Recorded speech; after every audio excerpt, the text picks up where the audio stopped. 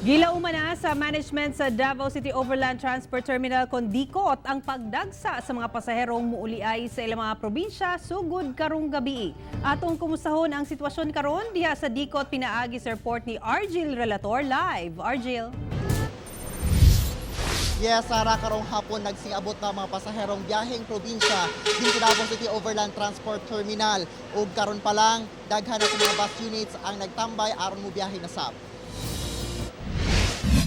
Bandalas Jess na sa buntag, dihang niabot sa Dikot ang pamilya ni Jessa Kalinsag nga gikan pa sa Sultan Kudarat Province.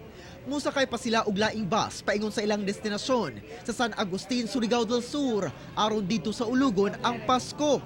Ano pipili nga parang yung biyahe? Bakasyon manggod sa akong husband.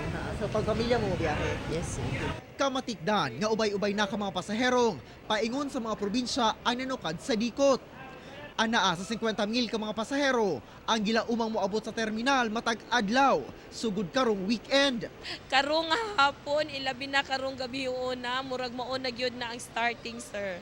Hinoon, nakaandam naman kuno ang mga bus company nga magpabiyahe og dugang units ug galing mas daghan pa sa gilauman ang ihap sa mga pasahero. Gani, una na nga nag-request og special permit sa LTFRB alang sa dugang bus nga padaganon sa matag ruta.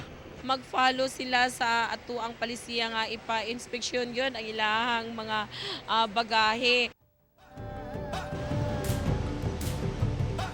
Sara, panawagan karon sa Dikot management sa mga pasahero nga buot mo biyahe pa probinsya apan wala na ginahimo silang ipuy-an diri sa Davao City nga karon pa lang o sayo pa lang mo biyahe na aron dili na makipagsabayan pa sa dagsa sa mga tao sa sunod nga mga adlaw. Sara. Okay, daghang salamat Argil Relator.